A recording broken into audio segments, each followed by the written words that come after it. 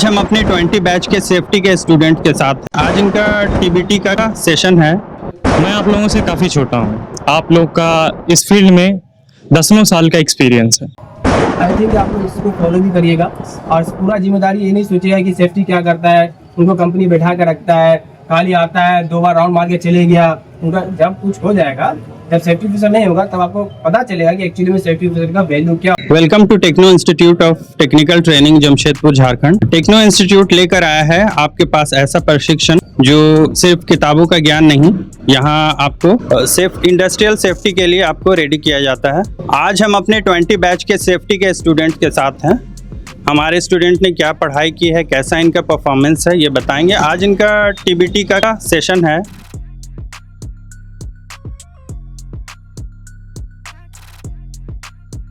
TBT जो है आपका जॉब का एक अहम हिस्सा है। यस बहुत अहम हिस्सा है ना।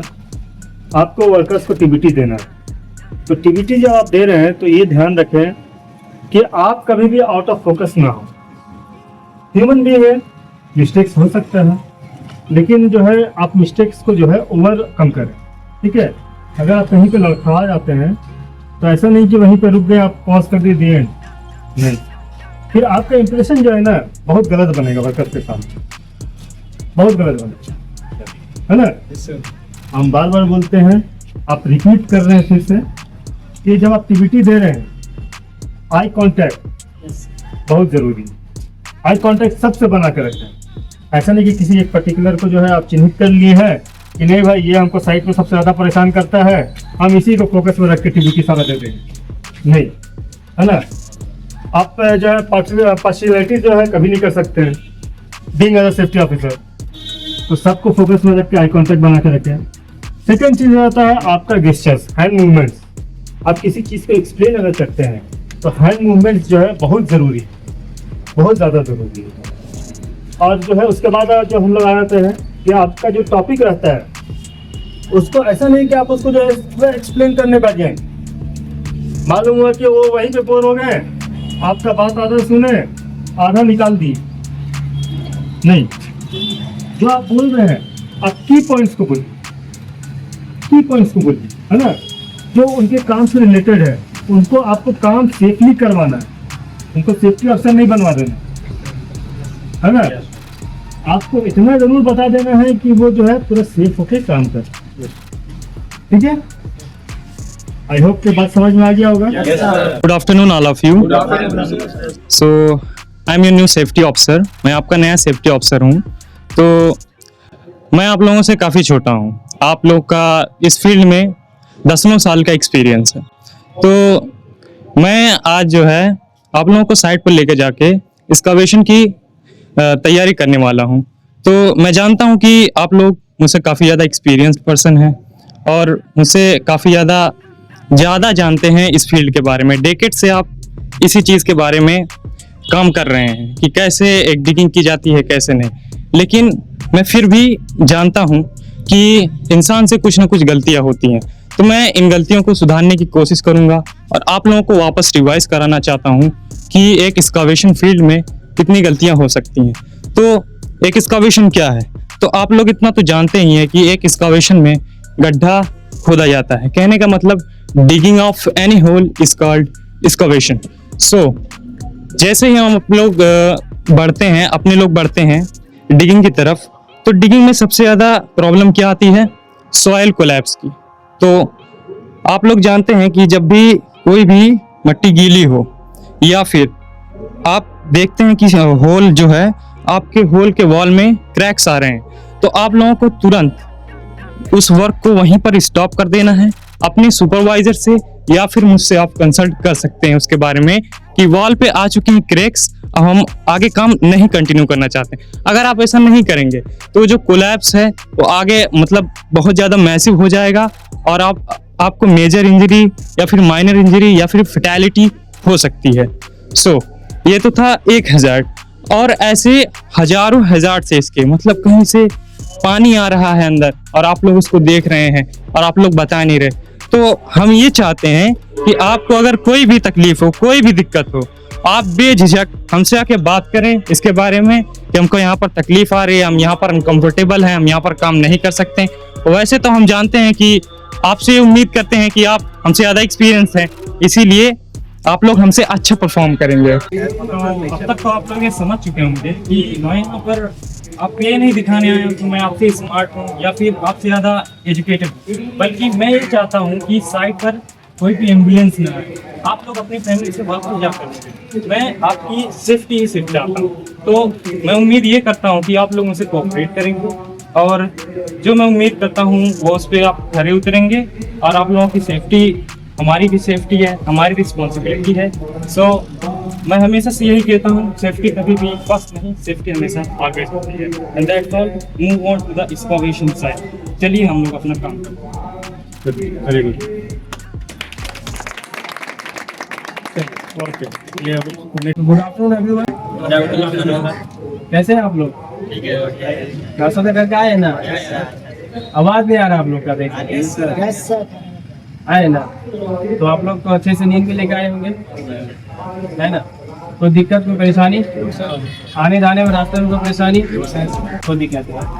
आज हम लोग आपसे बात करना ये चाहेंगे कि हज़ार्ड क्या बात, ठीक है, जॉब सेफ्टी ऑफ हज़ार्ड, इसके बारे में बात करेंगे। हज़ार्ड कितने तरह के होते हैं और क्या क्या हम लोग अनदेखा करते हैं जो हम लोग को करना चाहिए और देखना चाहिए। तो जैसे क्या है कि अगर आप लोग को भी परेशानी हो, कुछ भी दिक्कत हो, तो अगर सेफ्टी ऑफिसर है सामने हो तो उनको बताइए। अगर वो अगर प्रेजेंट नहीं है तो आपका जो सुपरवाइजर इनको बता दीजिए। अगर वो भी अवेलेबल नहीं है तो आपका जो दोस्त है, जो आपका कोलीग्स है, उनसे बात करके बताइए कि मेरा ये प्रॉब्लम है, ये परेशानी है। तो वो बंदा जाकर अगर वो सेफ्टी ऑफिसर को देखेगा तो इन्फॉर्म कर देगा। क्योंकि देखिए, आपका जो अंदर जो इमोशनल जो अंदर जो दबाव है ना, वो निकालना बहुत जरूरी है। ये अगर नहीं निकालेगा तो आप काम तो कर रहे हैं बट पर्सन ऑफ माइंड कहीं और रहेगा आपका। इसलिए कोई भी परेशानी हो तो आप बेझिझक आइए, बोलिए, हम लोग फुल कॉर्पोरेट हम लोग जो यहाँ पे हैं सेफ्टी ऑफिसर क्या करने के लिए, आपके लिए है। हम लोग आपके लिए ही है प्रॉपर। कंपनी वाला मैनेजमेंट एमडी को देखने के लिए नहीं आए हम लोग। प्रॉपर हम लोग को जो हायर किया गया तो आप लोग के लिए ही, आपका सेफ्टी, आपका रहन सहन, आप अच्छे से काम करके वापस घर दिए, ये सब जिम्मेदारी सेफ्टी है, इसलिए हम लोग को हायर किया गया है। तो हम लोग अब मूव करते हैं अपना टॉपिक पे। जो टॉपिक का नाम है JHA, job hazard of analyse. कि जॉब हज़ार्ड कितने तरह के होते हैं? देखिए, हज़ार्ड बहुत तरह के होते हैं। आखिर हज़ार्ड क्या है वो अगर आपको हम कॉमन भाषा में बताया जाए तो ऐसा कोई चीज जिससे हमको हार्म पहुंचे, नुकसान पहुंचे, वो हज़ार्ड कहलाता है। वो कुछ भी हो सकता है। अगर आप एक्सट्रैक्शन में काम कर रहे हो, केबिन हो गया, वो भी एक हज़ार्ड है। अंडरग्राउंड पाइप जा रहा है, वो डैमेज हो गया, वहाँ फायर लग सकता है, ये भी एक हज़ार्ड है।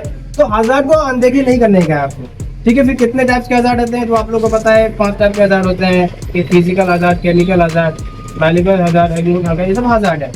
इसके बाद क्या है कि सिर्फ सेफ्टी वाला का रिस्पॉन्सिबिलिटी नहीं होता है कि हज़ार्ड को आइडेंटिफाई करना कि यहाँ पे हज़ार्ड है, यहाँ पे हज़ार्ड है, यहाँ पे हज़ार्ड है।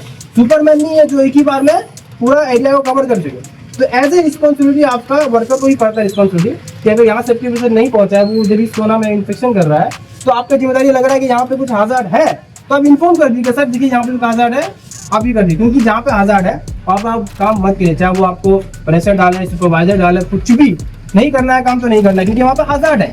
तो अगर सेफ्टी ऑफिसर नहीं चेक पाया किसी भी कारण से, तो आप जाके इन्फॉर्म करिए कि देखिए यहाँ पे हज़ार्ड है। तो वहाँ पे प्रेशर डाल रहा है कि वर्क पे हाइट पे काम कर रहा है, हार्नेस डैमेज है, आप बोलते काम नहीं करेंगे, तो सुपरवाइजर वाले काम नहीं का तो निकाल देंगे। तो ये मत करिए काम, आप बोलिए ठीक हम सेफ्टी से बात कर लेंगे। क्योंकि आपको कंपनी काम कर रहा है, काम करिए, पर ऐसा नहीं है कि आपको नुकसान हो रहा है, कोई दिक्कत नहीं है, बट बेनिफिट आप कंपनी को दीजिए, इज नॉट ए पॉसिबल, ठीक है। आप भी एक ह्यूमन बीइंग है, तो आपका रिस्पॉन्सिबिलिटी क्या बनता है कि जहाँ पे अगर आपका हज़ार्ड दिखा हुआ इन्फॉर्म कर देने के लिए, जहाँ पे कुछ अगर आदमी को बीमार पड़ गया या फिर कुछ भी इंसिडेंट हो रहा है, आप जाकर के इन्फॉर्म करिए जो भी अथॉरिटी पर्सन है इसको। अब हम लोग जाते हैं कि क्या क्या हम लोग हज़ार्ड से बच सकते हैं। हज़ार्ड तो बता दीजिए, हज़ार्ड बहुत तरह का होता है, किसी भी फील्ड में जिए, कहीं भी जिए, हज़ार्ड बहुत तरह का होता है। पर हज़ार्ड से पता कैसे जाए? हज़ार्ड से पता चल जाता है कि प्रॉपर पीपी यूज़ करिए। आप प्रॉपर पीपी यूज़ करने के बाद अपना मेंटली प्रिपेयर रहिए आप, ठीक है।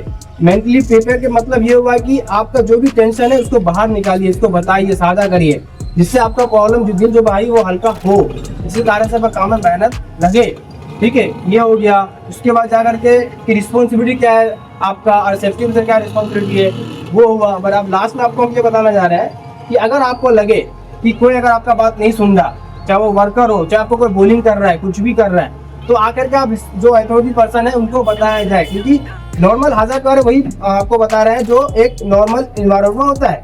आपको डीपली जाने का नहीं है, आपको बस आँख से दिखा उनको आप इन्फॉर्मेशन आप अपने अथॉरिटी पर्सन को दे दीजिए, देयर इज ए hazard वही है।